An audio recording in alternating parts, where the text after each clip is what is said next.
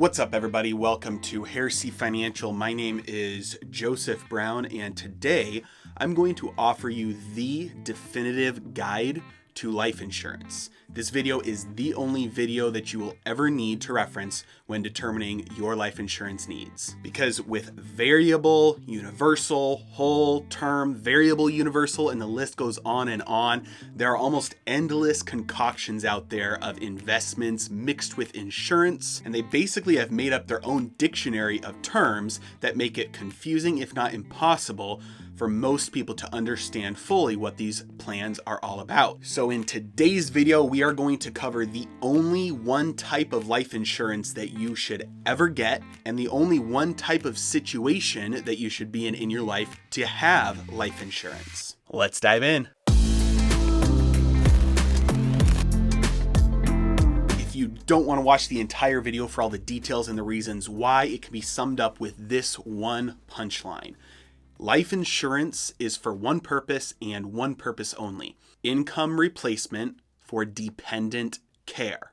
I'll say it again. Life insurance is for one purpose only. It's for income replacement for dependent care, which means that term life insurance is the only type of life insurance you should ever consider, and you only need life insurance when you have dependents that you'll need to provide or replace income for. That's it. Now keep in mind, I do not have my insurance license, my life insurance license. I'm not selling you anything throughout this video whatsoever. I'm not going to be recommending products that I'm sponsored by or even just affiliate links. And so this is purely for educational purposes only. I'm not going to try and sell you anything. Now let's dive into some of the details. For a good rule of thumb with insurance and investments, keep them separate. Any products that try and blend the two, marry the two, and merge them, they're going to come out at best being expensive and at worst being a scam. It's one of the reasons why I never encourage people to use annuities for their investments. They're horribly expensive and complicated products that don't belong in almost anybody's portfolios. But it's also why we're going to look at term life insurance only. It's extremely simple, it's extremely cost effective, and you're never going to find another plan that offers you what term life offers you when you consider the cost and the opportunity cost. So what is term life insurance? It's very simple. You are locked in to a monthly rate, a monthly cost that you're going to pay in order to have this plan. And your monthly amount that you pay, you're going to be locked into that. That will not change for the term. Your term might be 15 years or 20 years or 25 years. And that length of time is your term. And that's how long you're locked into paying a flat monthly rate that doesn't change. What you get for that is if you die, the life insurance company will pay out a lump sum amount to your beneficiary. That's it. Extremely straightforward, extremely cost effective when you compare it against the other alternatives out there. And you're not mixing investments up in it, so you know exactly what you're getting, and you're keeping your investments separate so that you have control over how you're investing, and you're not mixing the two up. This is for income replacement for dependent care only. Now, how much you pay each month is going to be determined by a couple of factors. Number one, how big is your plan? How much are they going to pay out if you die? That's going to be the number one driver of how much it's going to cost you each month. The second and third biggest factor that are pretty closely tied in determining how expensive it'll be is your age and your health. So obviously, the younger and the healthier you are, the lower your monthly cost is going to be, because from the insurance company's perspective, the lower the chances are that they'll actually have to pay out. And so they're not going to charge you as much. So that's what term life insurance is. Who needs it? If you are single and you have no dependents, you do not need life insurance, because if you die, nobody is relying on you and your income to be able to care for them. You have no dependents. Now, let's say you're married and you guys have no kids. Again, neither of you needs life insurance. You guys don't have any dependents that are relying on you for income to take care of them. Now, let's say you're married and your spouse has a disability and they're never going to be able to produce income for themselves and they're 100% relying on you. That's a dependent, right? So you have a dependent at that point that's relying on you for income. So, yep, you're going to need life insurance in that case. So I won't go through and define dependent for your situation, but ultimately, that's what life insurance is for. It's for income replacement to replace your income for anybody who is relying on you for their care. And that's why if you're just married and you don't have kids, you don't need it, because if you die, your spouse can continue to work to provide income for themselves. Insurance is not there to make you or your beneficiaries rich. Insurance is there to replace income for dependent care. The investments are to make you and your beneficiaries and your dependents rich. That's not what insurance is for. That's investments. Keep them separate. Okay, so let's say you're married and you've got some young kids. Whether you both work or whether only one of you works and one of you is stay at home, you both need life insurance. Let's say you're a man, your wife stays at home with the kids. What's going to happen if she passes away? Your income is going to drastically increase because you're still going to have to go to work. You might have to start sending your kids to daycare. If they're too young to go to school, you might have to start shopping and buying more prepared foods. You might be eating out more. You might have increased costs from services if you have laundry services or cleaning services or whatever the situation is. You guys can sit down together and determine how much your costs will go up to take care of your kids if the person who stays at home passes away and can no longer fulfill all the duties for free that they're doing right now. Personally, I've got 2 toddlers. My wife, she does a lot of really good work with budgeting and making sure that we don't spend more money than we need to and looking for sales. And a lot of that would go completely out the window if I was having to focus full time on earning money and that part wasn't there to save money. My expenses would drastically increase if I was taking care of my kids without her, let alone any of the additional costs from things like childcare. And again, I'm going to hammer this point home because it's very important, because I know a lot of people who are empty nesters and they've got 30-year life insurance plans. Once your kids graduate and you don't have dependents anymore, you don't need life insurance. Cancel your plan. It's costing you money and you're never going to get that back unless, of course, one of you dies. You don't need life insurance if you don't have dependents that are relying on you for income. So if you and your spouse have 3 kids and you're done having kids, your youngest, let's say, is 1 year old, at most, you need a 20-year policy. And I would even say you could very easily get by with a 15-year policy, because in 15 years, your youngest will be 16, they'll be able to drive and they'll be able to work. And so if you're really trying to do the bare minimum, you can easily be safe with a 15-year policy with a 1-year-old who will be your last dependent. If you want to be a little bit safer, do the 20-year. That way they can still rely on you for income while they're in college, if they're living at home during the summers or whatever the situation is, if you want to be a little bit more on the safe side. But ultimately, once you don't have dependents anymore, your plan needs to be done. And the reason you make that term shorter is because it will cost you less. If you get a 30-year term life policy, that's going to cost you a lot more than a 20-year will. They have to take into account the higher likelihood of you being more likely to die once that 20 years has gone by. You're going to be older, you might be less healthy, so they're having to compensate for those extra 10 years tacked on at the end, because your monthly rate won't change throughout that entire term. Okay, so now let's get into some math. How much life insurance do you need? What are the actual numbers? There's a very easy formula that you can use to determine exactly how much life insurance you need to buy. Take 12 times your yearly income, and that's the size of the policy you need. That's it. Multiply your yearly income by 12, and that's the size of the policy you need. So let's say you are the breadwinner, your spouse stays home, you make $80,000 a year. $80,000 times 12 is $960,000. Let's just round it up for ease to $1 million. If you make $80,000 a year, you need a $1 million policy. Now, why? Why are you multiplying it by 12? Well, let's say you pass away, your spouse gets the lump sum $1 million. What they're going to do with that is they're going to invest it. And at the average long-term rate of return in the market, they can safely pull out 8% from the lump sum. And on average, they're not going to be touching the lump sum. They're just going to be pulling off the growth and the income from that portfolio. And so using averages, that lump sum will last in perpetuity, and they'll be able to just peel off that amount of income from that lump sum forever.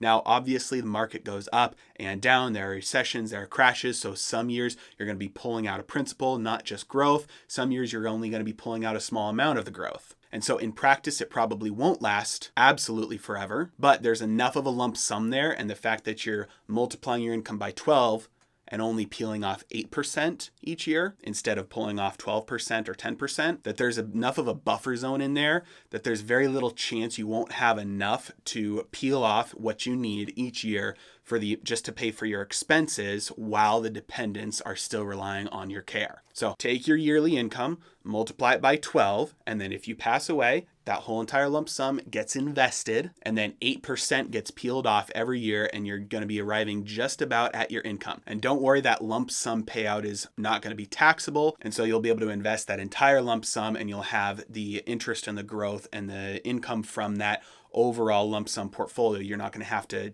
take half of it out for federal taxes. So you say, okay, well, I know that it's for income replacement for dependent care only, but I don't want to leave my wife or my husband with, a big mortgage and, expenses and, I'm going to be gone. So it's going to be a hard time. So why not just a longer term? Why not go a little bit longer and maybe not larger, but why not go a little bit longer? If I'm 50 years old and my kids are graduated, we're empty nesters, why not have life insurance right now that if I pass away, it can make my spouse's life just a little bit easier? Well, because it's insurance, and insurance is expensive. Especially as you're getting older, if you're in the life stage where your kids are already graduated, it's going to be expensive. And it's insurance, so you don't get those premiums back. And so again, insurance is not to make you rich. That's what investing is for. And so if you don't need insurance, if you don't have dependents reliant on your income for care, invest that money instead. And then every single dime and penny that you've invested, you keep. You're not just sending it in as lost premiums to a lump sum payout that'll only come if one of you passes away. And so the moment you don't have any dependents anymore, you cancel your plans and you start investing that money instead. Now, in the unlikely event that your kids graduate, you cancel your plan and you die the very next day, yes, that's going to suck, of course.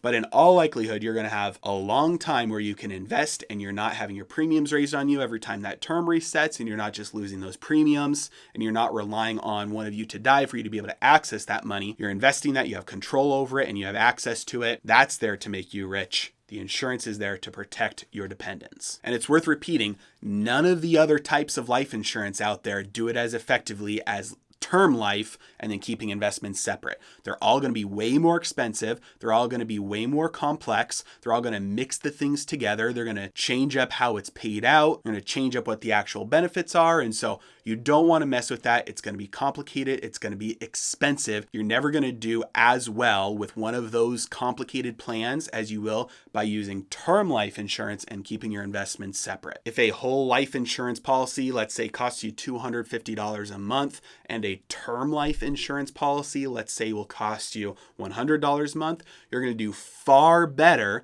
by getting the term life insurance at $100 and taking that additional $150 that you would have spent on a whole and investing that instead. You're going to do far better long term. Okay, so what about children? Do children need life insurance? Because if you've ever talked to a life insurance salesman, they've probably tried to get you to sign up for life insurance for your children. And if you remember going through the open enrollment period at your employer when you're signing up for benefits, that was likely an option for you to check the box whether you wanted life insurance for your kids or not. So do you need life insurance for your kids? It depends. Do you have an emergency fund large enough to pay for a funeral for one of your children if they die? If so, then no.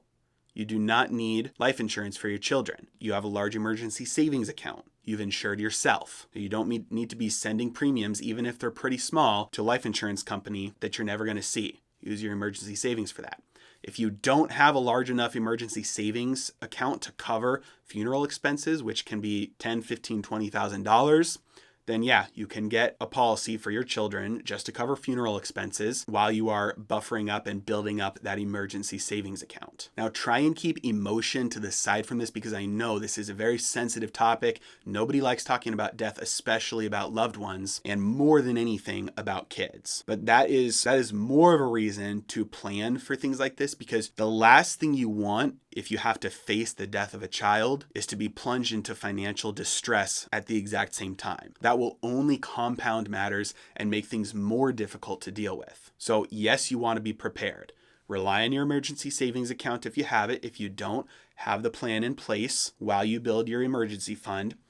The best option, though, instead of having a separate plan for them, you can tack on what's called a rider to your life insurance policy, and that'll be much cheaper, and it'll cover all of your children with most plans. So you go to your life insurance provider and you say, hey, I've got some children. It's called a rider, but essentially it's just an additional package that's thrown onto your plan that'll cover all of your children. And it's very, very, very inexpensive. And again, you only keep that until your emergency savings account is built up enough to where you can get rid of it. Okay, and lastly, what happens if both you and your spouse pass away and your kids go to a guardian? How do you plan for that money to be used effectively?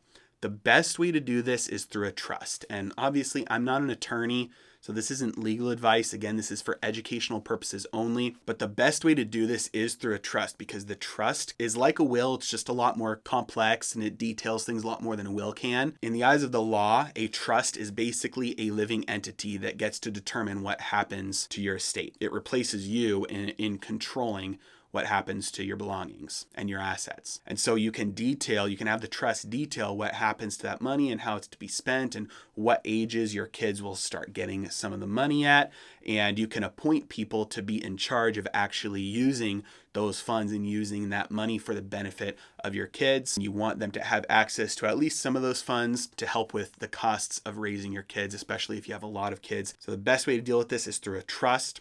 You can consult an attorney, an estate planning attorney about this, and they'll be happy to draw one up. I think usually the cost for trusts and wills run around $2,500 for a package. But if you're employed, especially with a big employer, you can usually sign up for additional benefits during your open enrollment. You can sign up for a legal plan. A lot of employers have legal plans where you can sign up for coverage for certain legal costs where they'll pay attorneys for you for certain things. And it most of the time includes wills and trusts. And so if your open enrollment is coming up, that's a great time to sign up for the legal plan. It'll usually cost you like $20-$30 a month. You can sign up for that, go to the attorney, get your will and your trust drawn up, and then next year when open enrollment rolls around again, you cancel the plan, and then your total out-of-pocket expense, let's say that was $20 a month, is going to be $240, and for that, they paid for your trust, which might have run you $2,000 or $3,000 out of pocket. So that's a great way to do some estate planning on the cheap. Use your employer's legal plan. Now, lastly, where should you go to get your term life insurance policy? Because if you've ever spoken with a life insurance salesman, they've probably never spoken to you about term life. And the reason is because they don't make any money from it. Term life insurance policies are extremely cost effective for you. And so insurance salesmen are never going to sell it because they don't get hardly any commission from it. They really make their living off of selling the expensive plans that they get a big kickback from. The whole life, the universal, the variable, all the other ones. And so where should you go to get term life insurance? Is it fine to get it through your employer? Yeah, it's fine to get it for part of it. They'll usually offer, 2 or 3 times your salary for a fairly inexpensive cost. But number one, your employer will usually not offer as large of a plan as you need. They'll usually never allow you to bump that option up to, 12 or 13 times your salary. Number two, what happens if in 7 or 8 years you get fired or you decide to change jobs or something, and now you're 7 or 8 years older? What if your medical situation is different? So you don't want to be at the mercy then of having to go to a new employer and sign up for another plan for another 15 years just because you changed employers. So using your employer for cheap additional coverage is completely fine, but don't rely on that as your number one source of life insurance. Use a separate, independent, third-party company that you go to, and then that way, regardless of your employer, you're going to be able to keep that for the full term. You're not going to have to go back and renew your coverage or get a new plan just because you changed jobs. Personally, I use Ladder Life Insurance, ladderlife.com. I'll link them in the description below. Not sponsored, it's not an affiliate link. I don't get anything if you click on my link or just type it into your browser. There's no kickback involved. I use them just because they made the process really easy. It's actually surprisingly easy. They've got a great online user interface, and the really nice feature with them is that during your term, you can change your coverage whenever you want. You can go in and you can change your coverage to a larger amount or a lower amount, and they'll adjust your monthly premium accordingly, but you don't have to restart for a new term. You don't have to restart for another, 10 years or 15 or 30 years, and you don't have to get another, medical checkup plan. They basically just allow you to change depending on your life situation, because If you're employed and you have cheaper coverage through your employer, then you ratchet down your coverage through ladder life. Now you've got the cheapest option possible. Now let's say you leave your employer to start your own business. Well, you don't have any cheap alternatives, so you can ratchet that plan back up with ladder life to get your full coverage through them.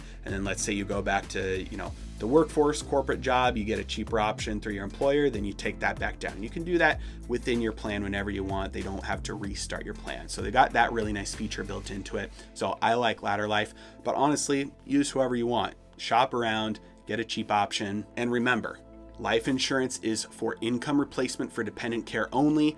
Insurance isn't there to make you rich. Investments are there to make you rich. So keep your insurance and your investments separate. Don't mix the two, or else at best you'll come out with something expensive, and at worst you'll come out with a scam. Thank you so much for watching. If you have any questions or comments, please let me know in the comments section below. Love to hear your thoughts, see if I missed anything, or if anything that I said was confusing. Let me know. I'd be happy to correct myself or answer any questions, anything confusing that I mentioned in the video. If you liked it, please hit that like and subscribe button. It really helps out the channel. You guys have a great day.